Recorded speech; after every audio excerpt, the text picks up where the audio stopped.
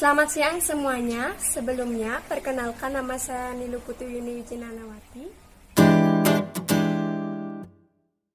Di sini saya akan menyampaikan materi mengenai kasus-kasus ancaman terhadap Ipolexos Budankan dalam Bingkai Bhinneka Tunggal Ika. Dalam materi ini saya akan membahas dua submateri, yaitu sub yang pertama, ancaman terhadap integrasi nasional. Sub yang kedua, yaitu strategi dalam mengatasi berbagai ancaman dalam membangun integrasi nasional.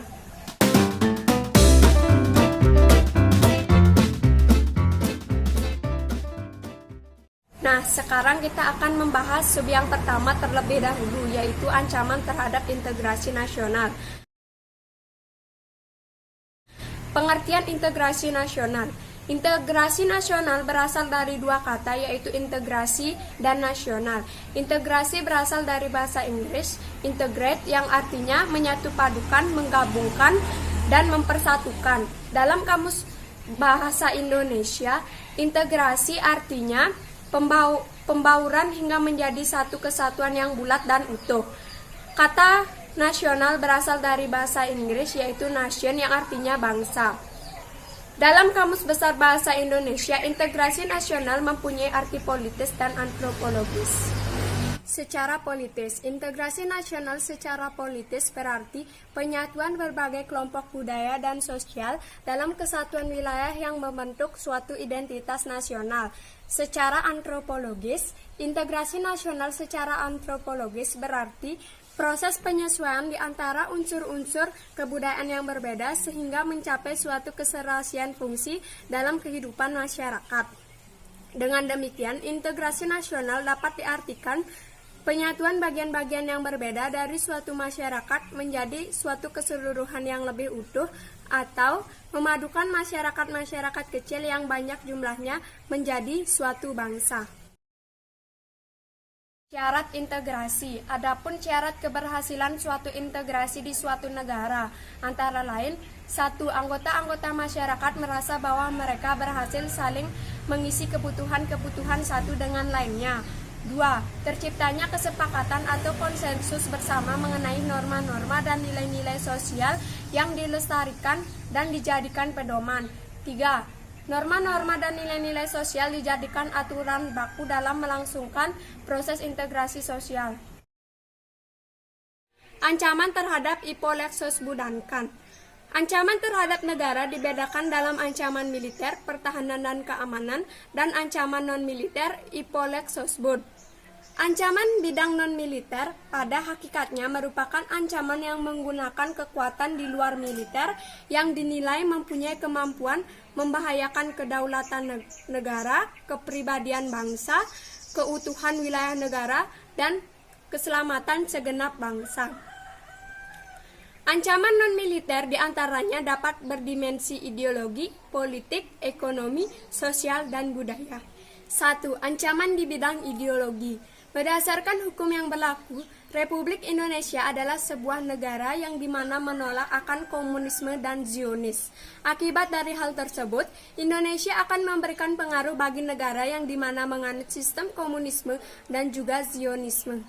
Akan tetapi, meskipun itu tertulis secara hukum, tetapi dewasa kini masyarakat Indonesia sendiri memiliki kesulitan untuk terbebas dari jenis pengaruh paham lainnya yang berada di dunia seperti liberalisme, meskipun banyak negara mendukung adanya sistem liberalisme. 2. Ancaman di bidang politik. Pada kondisi ini, ancaman dari bidang politik dapat berasal dari dalam maupun luar negeri. Sebagaimana contoh yang berasal dari luar negeri adalah sebuah tindakan provokatif yang bertujuan untuk melakukan sebuah intimidasi, provokasi, hingga sebuah aksi untuk melakukan blokade politik yang dimana bersifat non-militer.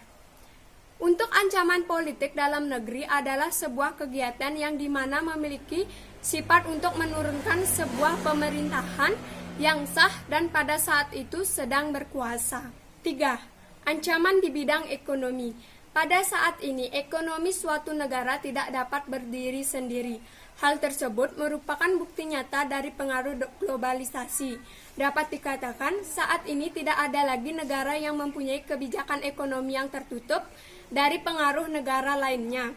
Globalisasi perekonomian merupakan suatu proses kegiatan ekonomi dan perdagangan di mana negara-negara di seluruh dunia menjadi satu kekuatan pasar yang semakin terintegrasi dengan tanpa rintangan batas teritorial negara. Adapun pengaruh negatif globalisasi yang dapat menjadi ancaman kedaulatan Indonesia khususnya dalam bidang ekonomi, yaitu 1. Indonesia akan dibanjiri oleh barang-barang dari luar seiring dengan berkembangnya perdagangan bebas yang tidak mengenal adanya batas negara. 2. Cepat atau lambat perekonomian negara kita akan dikuasai oleh pihak asing. 3. Timbulnya kesenjangan sosial yang tajam sebagai akibat dari adanya persaingan bebas. 4. Sektor-sektor ekonomi yang diberikan subsidi semakin berkurang. 5. Memperburuk prospek pertumbuhan ekonomi jangka panjang. 4. Ancaman di bidang sosial budaya. Ancaman yang berdimensi di bidang sosial budaya dibedakan atas ancaman dari dalam dan ancaman dari luar. Ancaman dari dalam digotong oleh isu-isu kemiskinan, kebodohan, kelatar belakangan, upah minimal regional rendah, dan ketidakadilan. Isu-isu tersebut menjadi titik pangkal permasalahan seperti separatisme, terorisme, kekerasan, dan bencana akibat dari perbuatan manusia. Isu tersebut dapat memecah belah persatuan, kesatuan, nasionalisme, dan patriotisme. Ancaman dari luar timbul akibat dari pengaruh negatif globalisasi. 1. Munculnya gaya hidup konsumtif atau mengonsumsi barang-barang dari luar negeri. 2. Munculnya sifat hedonisme, yaitu kenikmatan pribadi dianggap sebagai suatu nilai hidup tertinggi. 3. Munculnya sikap individualisme, yaitu mementingkan diri sendiri tanpa memandang orang lain itu ada dan tidak bermakna. 4. Munculnya gejala westernisasi, yaitu gaya hidup yang berorientasikan budaya barat tanpa diseleksi terlebih dahulu. 5. Semakin berkurangnya semangat gotong royong, solidaritas, kepedulian, dan kesetiakawanan sosial. 6. Semakin lunturnya nilai keagamaan dalam kehidupan bermasyarakat. 5. Ancaman di bidang pertahanan dan keamanan. Ancaman militer berkaitan dengan pertahanan dan keamanan. Ancaman militer adalah ancaman yang menggunakan kekuatan bersenjata dan terorganisasi dinilai dapat membahayakan kedaulatan negara, keselamatan wilayah, dan keselamatan segenap bangsa. Ancaman militer dapat berupa agresi atau invasi, pelanggaran wilayah, pemberontakan bersenjata, sabotase, spionase, aksi teror bersenjata, dan ancaman keamanan laut dan udara. Bentuk lain dari ancaman militer yang terjadi cukup tinggi adalah pelanggaran wilayah, seperti wilayah laut, udara, ruang, dan daratan. Konsekuensi Indonesia yang memiliki wilayah yang sangat luas dan terbuka menyebabkan terjadinya pelanggaran wilayah. Ketahanan nasional dalam aspek Ipolexos Budankan dalam berbangsa dan bernegara. Ketahanan nasional Indonesia merupakan kondisi dinamis bangsa Indonesia yang meliputi ketahanan nasional yang terintegrasi. Berikut ini merupakan ketahanan nasional dalam aspek Ipolexos Budankan. 1. Ketahanan dalam aspek ideologi. Ideologi adalah suatu sistem nilai sekaligus kebulatan ajaran yang memberikan motivasi. Ideologi juga mengandung konsep dasar tentang kehidupan yang dicita-citakan oleh bangsa. Pencapaian ketahanan ideologi memerlukan penghayatan dan pengamalan Pancasila secara murni dan konsekuen, baik objektif maupun subjektif. Pelaksanaan objektif adalah pelaksanaan nilai-nilai yang tersurat dalam Pancasila atau paling tidak tersirat dalam Undang-Undang Dasar 1945 serta peraturan perundang-undangan di bawahnya dan kegiatan penyelenggaraan negara. Pelaksanaan subjektif adalah pelaksanaan nilai-nilai tersebut oleh masing-masing individu dalam kehidupan sehari-hari sebagai pribadi, anggota masyarakat, dan warga negara. 2. Ketahanan dalam aspek politik. Politik berasal dari kata politics yang mengandung makna kekuasaan atau pemerintah dan atau politik yang artinya kebijaksanaan. Ketahanan pada aspek politik diartikan dalam kondisi dinamika kehidupan yang berisi keulehan dan ketangguhan dalam mengatasi dan menghadapi ancaman, tantangan, gangguan, dan hambatan dari dalam maupun luar, baik secara langsung maupun tidak langsung, dalam menjamin kehidupan politik bangsa dan negara RI berdasarkan Pancasila dan Undang-Undang Dasar Negara Kesatuan Republik Indonesia tahun 1945. 3. Ketahanan dalam aspek ekonomi. Perekonomian adalah salah satu aspek kehidupan yang berkaitan dengan pemenuhan kebutuhan hidup masyarakat yang meliputi produksi, distribusi, dan konsumsi barang dan jasa dengan usaha-usaha untuk memenuhi taraf hidup masyarakat. Ketahanan ekonomi dapat diartikan sebagai kondisi dinamis kehidupan perekonomian bangsa yang berisi keulehan dan ketangguhan kekuatan nasional untuk menghadapi ancaman, tantangan, hambatan, dan gangguan dari dalam maupun luar, baik secara langsung maupun tidak langsung, untuk menjamin kehidupan ekonomi bangsa dan negara RI berdasarkan Pancasila dan Undang-Undang Dasar Negara Republik Indonesia tahun 1945. Pembangunan ekonomi diarahkan pada mantapnya pembangunan ketahanan ekonomi melalui iklim usaha yang sehat serta pemanfaatan ilmu pengetahuan dan teknologi, tersedianya barang dan jasa, terpeliharanya fungsi lingkungan hidup, serta meningkatnya daya saing dalam lingkungan ekonomi global. 4. Ketahanan dalam aspek sosial budaya. Sosial budaya mencakup dua segi utama kehidupan manusia, yang segi sosialnya di mana harus mengadakan kerjasama demi kelangsungan hidup masyarakat, dan segi budaya yang merupakan keseluruhan tata nilai dan cara hidup bermasyarakat, tampak dalam tingkah laku dan hasil tingkah laku yang dipertimbangkan. Yang disebut sosial adalah pergaulan sosial manusia dan bermasyarakat yang mengandung nilai-nilai kebersamaan, senasib, sepenanggungan, dan solidaritas yang merupakan unsur pemersatu. Sementara budaya adalah sistem nilai yang merupakan hasil cipta rasa dan juga karsa manusia untuk menumbuhkan gagasan-gagasan menjadi utama dan menjadi kekuatan penduduk dalam menggerakkan kehidupan. Ketahanan di bidang sosial dapat diartikan sebagai kondisi dinamis budaya bangsa Indonesia yang berisi keuletan, ketangguhan, dan kemampuan untuk mengembangkan kekuatan nasional dalam menghadapi ancaman, tantangan, hambatan, dan gangguan dari dalam maupun luar, secara langsung maupun tidak langsung, yang membahayakan kelangsungan hidup sosial budaya yang berkembang di masyarakat. 5. Ketahanan dalam aspek pertahanan dan keamanan. Pertahanan dan keamanan Indonesia adalah kesemestaan daya upaya manusia, rakyat Indonesia, dalam mempertahankan dan mengamankan negara demi kelangsungan hidup berbangsa dan negara RI. Pertahanan dan keamanan negara Indonesia bertujuan untuk menciptakan keamanan bangsa dan negara dalam rangka mewujudkan ketahanan nasional berbangsa dan bernegara. Wujud ketahanan, pertahanan, dan keamanan bangsa Indonesia tercermin dalam kondisi daya tangkal bangsa Indonesia yang dilandasi oleh kesadaran bela negara seluruh rakyat. Kondisi ini mengandung kemampuan bangsa dalam memelihara stabilitas pertahanan dan keamanan negara, mengamankan pembangunan dan hasil-hasilnya, serta mempertahankan kedaulatan negara dalam menangkal segala bentuk ancaman.